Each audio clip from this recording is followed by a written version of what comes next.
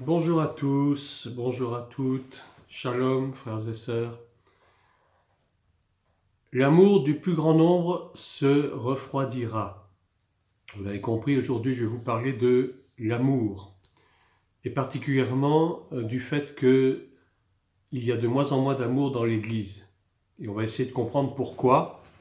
C'est tragique, c'est très ennuyeux parce que le rôle de l'Église, c'est justement de montrer l'amour, pas seulement de prêcher l'amour, mais surtout de le montrer par des actes et non pas seulement par des paroles. Pour commencer, je vais vous lire 3 versets que je développerai pour certains plus tard, qui parlent de l'amour justement. Matthieu 24, 12 nous dit ceci: parce que l'iniquité sera accrue, l'iniquité c'est-à-dire donc un état de péché chronique, l'amour ou la charité, selon certaines traductions, l'amour du plus grand nombre se refroidira. C'est ce qui m'a servi donc d'en-tête pour cet exposé. Un second verset vient de Luc 18, 8 qui nous dit: mais quand le Fils de l'homme, c'est-à-dire Christ, viendra, trouvera-t-il la foi sur la terre? Il ne s'agit plus ici d'amour mais de foi. Mais en réalité, on va voir que les deux sont intimement liés. Et enfin, ce troisième verset de Galates 5, verset 6, car en Jésus-Christ, ni la circoncision, ni l'incirconcision n'a de valeur, mais la foi qui est agissante par l'amour, ou par la charité. Voilà justement ce qui nous lie, qui lie les deux, l'amour et la charité. Donc l'évangéliste dit, enfin c'est Paul qui parle, il dit bien que la foi est agissante par l'amour. Donc je nous pose, parce que je suis moi-même concerné, au même titre que tout le monde, cette question qui est cruciale: y a-t-il encore de l'amour dans l'Église? Alors je peux reposer la question différemment: y a-t-il encore de la foi dans l'Église? Je pense que si tout le monde comprend que l'amour et la foi sont indissociables, sont intimement liés, l'un ne va pas sans l'autre et l'autre ne va pas sans le premier, c'est presque une évidence. Et pourtant, sans amour, il n'y a pas de foi. Et sans la foi, il n'y a pas d'amour. Sinon, ce n'est pas vraiment de la foi. Le problème numéro 1 dans l'Église d'aujourd'hui, c'est le manque d'amour. Beaucoup ne cessent de le répéter. Des chrétiens se plaignent, il n'y a plus d'amour dans l'Église, chacun va son chemin comme il veut, on est indifférents les uns aux autres. Eh bien, c'est vrai. Je ne parle pas ici du faux amour complaisant, l'amour hypocrite, l'amour guimauve, l'amour bonbon, qui montre plus d'apparence que de vérité. Et Romains 12, 9 nous dit que l'amour soit sans hypocrisie. Et la plupart du temps, on montre une espèce d'amour aux autres, mais qui est en fait un amour hypocrite. On aime en parole, c'est toujours la même chose, on aime en parole, mais notre cœur n'y est pas vraiment. Je parle plutôt ici de l'amour véritable, c'est-à-dire l'amour agapé, du grec agapéon, qui est en fait l'amour qui vient du cœur de Dieu directement. C'est un amour qui n'est pas charnel, c'est un amour qui est désintéressé, qui ne demande rien en retour, qui passe même inaperçu aux yeux des autres, un amour qui n'est que bienveillance, c'est-à-dire qui recherche avant tout le bien de l'autre. Justement, le mot bienveillance signifie littéralement veiller sur le bien de. Je veille à ce que mon frère ou ma sœur soit bien, que s'il est dans un besoin particulier, que je sois prêt à répondre autant que possible et selon mes capacités et mes moyens à son besoin, que je sois même prêt à sacrifier du temps et même peut-être un peu de mon argent pour venir en aide à celui ou celle que je sais être dans le besoin. Cela va jusqu'au fait même de prévenir le besoin de l'autre avant même qu'il ou elle ne me fasse appel. Alors quel est le rapport de l'amour avec la foi? Tout simplement parce que la foi ne peut agir qu'avec l'amour. Sinon, c'est de la simple croyance religieuse qui consiste à se justifier soi-même ou à s'estimer juste parce que l'on croit, mais que le reste est sans importance. On dit qu'on croit en Dieu, mais on n'aime pas son prochain. on aura toujours quelque chose à reprocher à l'autre. Je dirais c'est un comportement humain, mais dans l'Église, ça ne doit plus avoir lieu. Parce que si nous sommes vraiment nés de nouveau, alors nous devons aller au-delà de ça, aller au-delà des apparences, aller au-delà d'un amour superficiel qui est un amour hypocrite. Et nous devons même aller jusqu'à discerner chez notre frère ou notre sœur ce qui ne va pas chez lui ou chez elle et lui apporter du secours, mais d'une façon bien entendu discrète, sans chercher à se montrer. Le véritable amour, c'est un amour qui ne se montre pas, qui ne se démontre pas, mais qui se démontre pas, en tout cas en parole, mais qui se démontre par les actes, tout simplement. On ne croit pas seulement pour soi-même, mais aussi pour les autres. Ne serait-ce que pour que les autres aient aussi part au salut qui nous est donné. C'est important de s'inquiéter si mon frère ou ma sœur est réellement sauvé. Ça aussi, ça fait partie de l'amour. Nous ne sommes pas à l'église et cela ne suffit pas pour que nous soyons sauvés. Donc nous devons nous inquiéter lorsque nous voyons un frère ou une sœur qui vit dans le péché, par exemple, aller vers ce frère ou cette sœur et avec discrétion, bien entendu, sans que cela soit au grand jour. Et ça, j'en reparlerai à la fin. Avec discrétion, essayer de lui parler, de lui faire comprendre que son attitude est incompatible avec une vie chrétienne. Ça aussi, ça fait partie de l'amour. La parole de Dieu nous dit que l'amour couvre une multitude de péchés. Si je reprends donc, le verset de 1 Pierre 4, verset 8, pour ceux qui prennent des notes, « Avant tout, ayez les uns pour les autres un ardent amour, car l'amour couvre une multitude de péchés. » Donc dans ce verset, on nous dit que l'amour, c'est la solution, la seule solution qui permet de pardonner à qui que ce soit, sans condition, quelle que soit la faute commise, parce que Dieu lui-même nous pardonne sans condition. Je dirais, peut-être la seule condition, c'est que nous ayons à cœur de nous repentir, de lui demander pardon. Mais ça paraît évident. Nous revenons à Dieu de tout notre cœur, moyennant quoi Dieu nous pardonne. Il n'y a pas d'autre condition à son pardon. Nous connaissons très bien l'histoire de Noé, qui s'était découvert dans sa tente à la suite de son ivrognerie. Il avait donc péché contre Dieu. D'abord parce qu'à cause de l'ivrognerie, et ensuite par le fait de se dénuder d'une façon, stupide. Et il se trouve que son fils Cham n'a pas eu égard à son père, est allé même rapporter à ses deux autres frères, Sem et Japheth, ce que leur père avait fait. Mais Sem et Japheth ont couvert la nudité de leur père, parce qu'ils ne voulaient pas déshonorer leur père, ce que Cham, lui, n'avait pas compris. Et du coup, ses frères ont, par amour, n'ont pas voulu considérer et surtout juger la faute de leur père.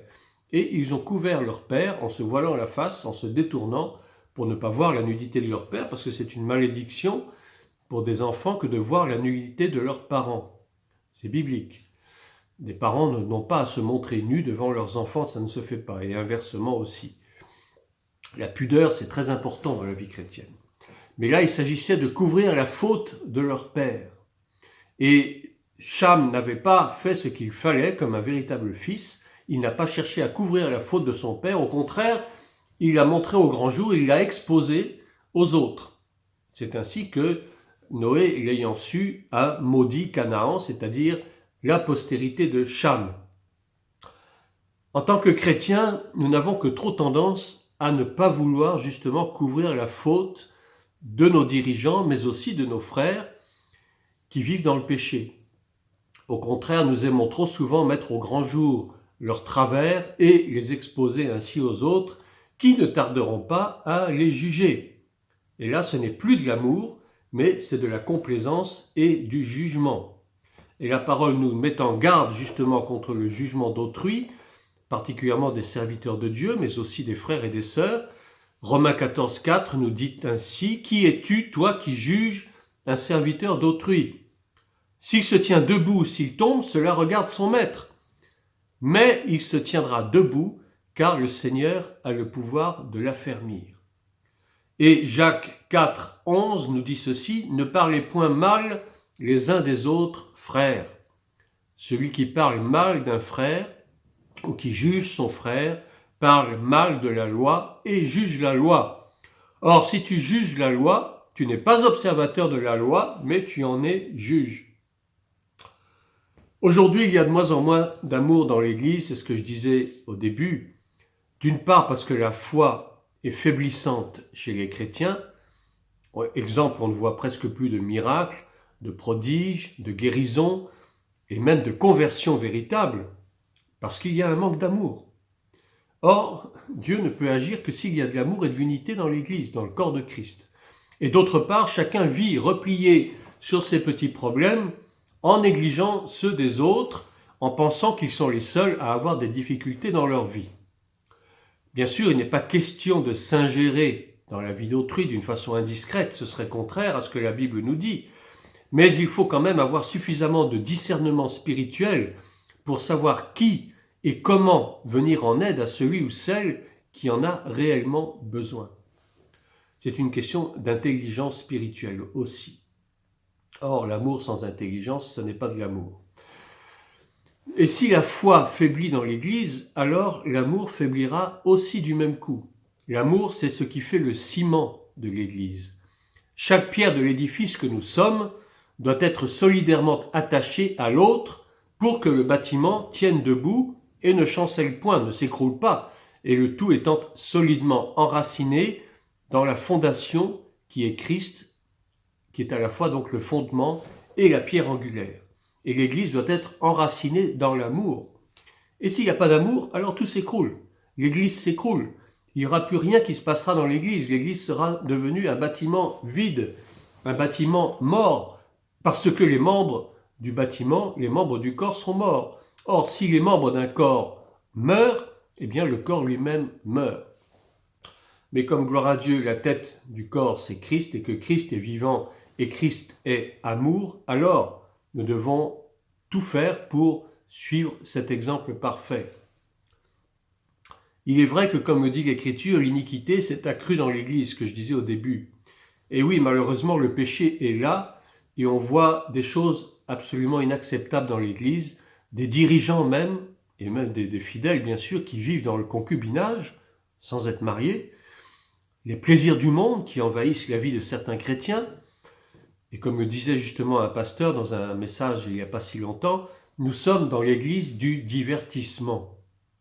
On remplace les prédications de l'évangile par des sketchs, des danses soi-disant prophétiques, de la musique soi-disant chrétienne, du rap, du rock, du hip-hop, je ne sais quoi d'autre encore, du cinéma, on célèbre même des fêtes païennes comme Noël, Halloween, Mardi Gras et je ne sais quoi d'autre.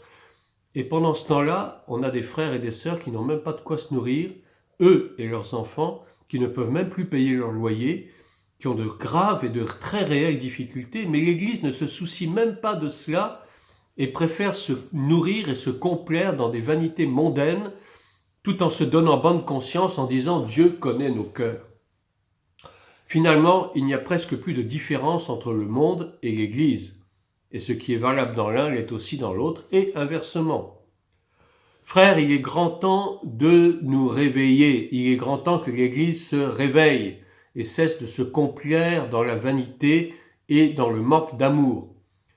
Si nous voulons être prêts pour le jour où Christ viendra chercher de son Église, il faut bien sûr prendre les moyens d'être prêts. Et la seule façon d'être prêt, c'est de manifester de l'amour vis-à-vis des frères.